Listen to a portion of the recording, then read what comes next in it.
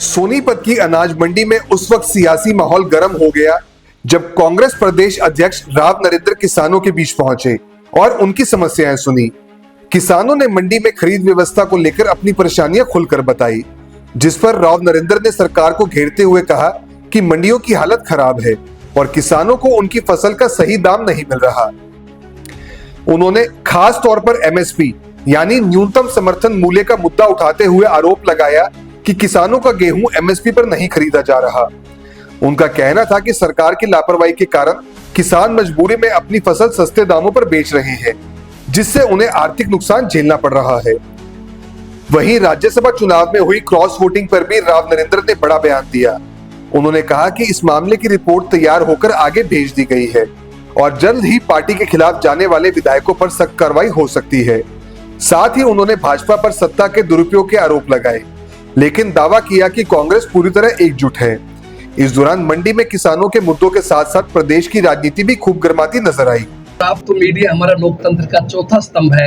आप खुद मंडी में आए हो, अच्छा कुछ किसान भाइयों से मिले भी, कल भी पत्रकार साथी मिले थे मेवात में। किसान खून के आंसू रो रहे हैं, बहुत परेशान है वास्तविकता के अंदर। तो ये सब जो इनका दिखावा है, ड्रामा है, एमएसपी का हमने 2585 रेट रख दिया गेहूं की फसल का, लेकिन सही मायने के अंदर किसान परेशान है। पिछली फसलें भी जो ली गई थी वो उसकी जो भरपाई जो उड़ी थी, भरपाई स्कीम क्या कहते हैं, क्या नाम रखा है भाजपा वालों ने, 52, वो भी नहीं मिल पाए। बेमौसमी वर्षा से, ओलों से जो नुकसान हुआ उनका मुआवजा मिलना चाहिए, वो भी नहीं मिल पा रहा। तो ये सब चीजें हैं जो किसान इस हालत में परेशान हालत के अंदर। अध्यक्ष जी, बीजेपी एक बात कह रही है नहीं, हमारे कांग्रेस की पार्टी के कोई बीजेपी क्या कहती है उस पर तो हमें नहीं सोचना चाहिए।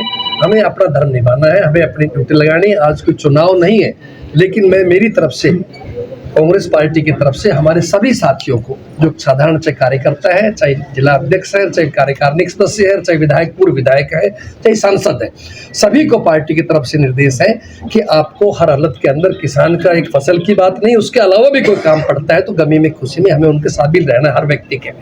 तो कांग्रेस अपनी ड्यूटी निभाएगी, लेकिन हमें बीजेपी से इस बारे में सर्टिफिकेट नहीं चाहिए कि हम क्या कर रहे हैं, क्या करना चाहिए। आप जानते हैं बीजेपी जो कर रही पूरा देश जानता है।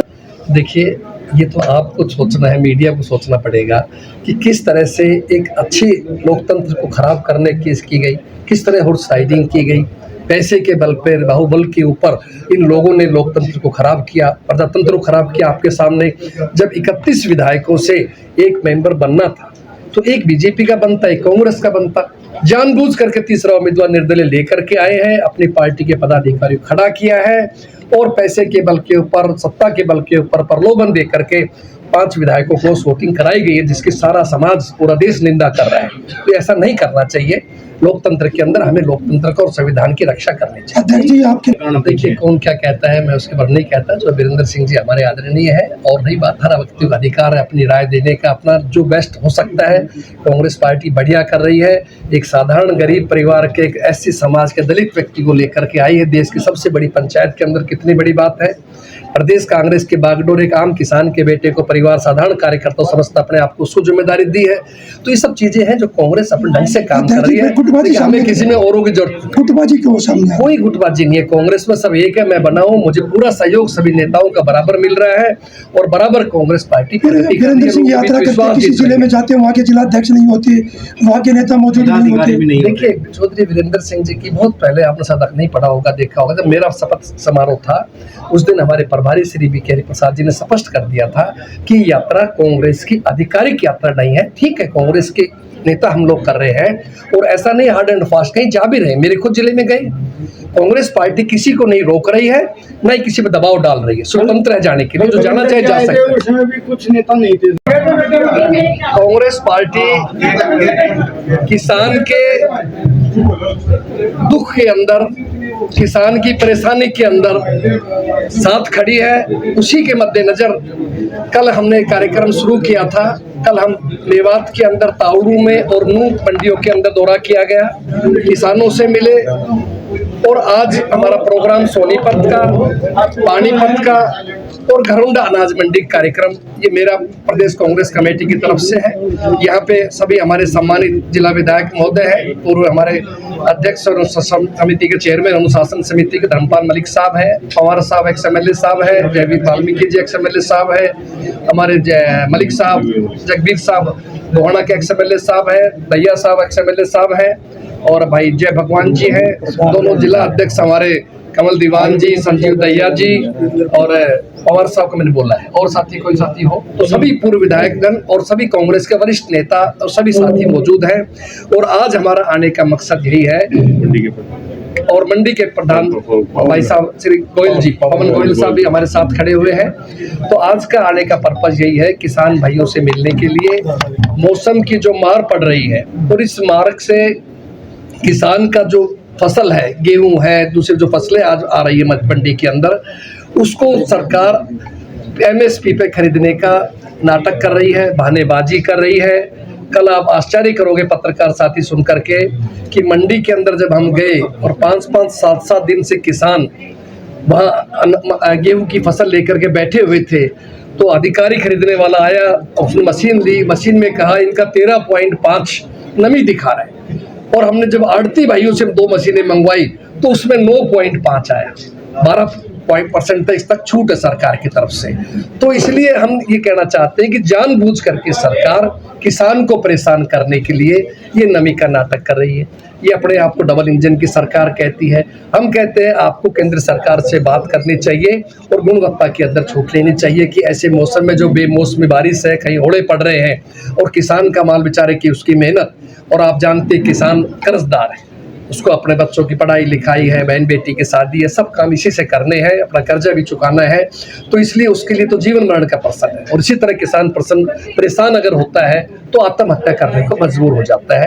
कांग्रेस पार्टी उनके दुख को बांटने के लिए, उनके साथ खड़े होने के लिए, आगे अधिकारियों से बात करने के लिए और जरूरत पड़ी तो मुख्यमंत्री तक भी बात करने के लिए हम लोग खड़े हैं।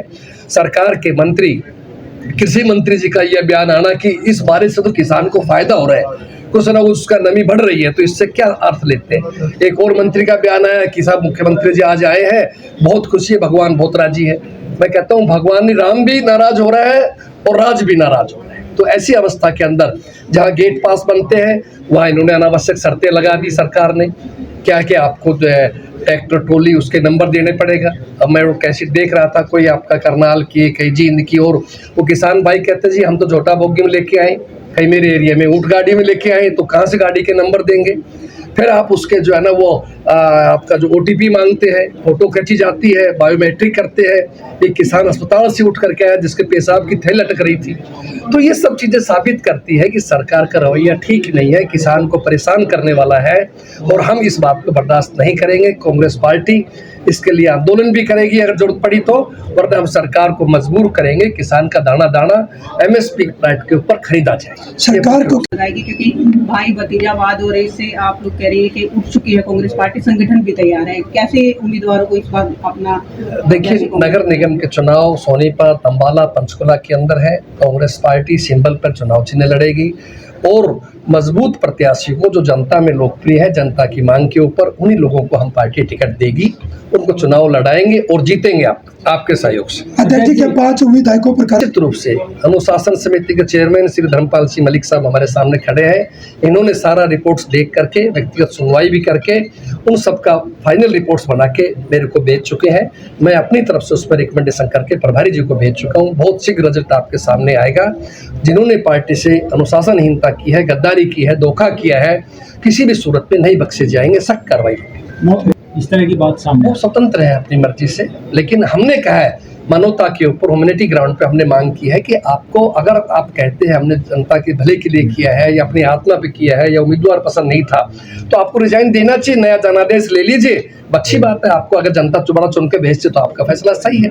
लेकिन कांग्रेस की टिकट पे आप चुन करके आए हो, तो वो लोगों ने कांग्रेस का विधायक बनाया, इसलिए उनका धर्म बनता था कि वो कांग्रेस के उम्मीदवार से वोट डाल। कब तक होने की उम्मीद है? टाइमलाइन है जी? बहुत जल्दी आ जाएगा, आपके सामने आएगा, आपको शेयर करेंगे। क्या आप स्टॉक मार्केट में एक सफल और प्रोफेशनल ट्रेडर बनना चाहते हैं? तो जुड़िए ट्रेडिंग गुरुकुल से, जहां आपको मिलता है 19 साल से भी ज्यादा का भरोसेमंद अनुभव। 6000 से भी ज्यादा स्टूडेंट्स को हमने सिखाया है लाइव मार्केट में ट्रेड करना। यहाँ सीखें स्टॉक, फॉरेक्स और क्रिप्टो ट्रेडिंग बिल्कुल बेसिक से। अपनी स्किल्स को अपग्रेड करने के लिए हमारी ट्रेडिंग गुरुकुल ऐप इंस्टॉल करें, आज ही कॉल करें और अपने ट्रेडिंग करियर की शुरुआत करें।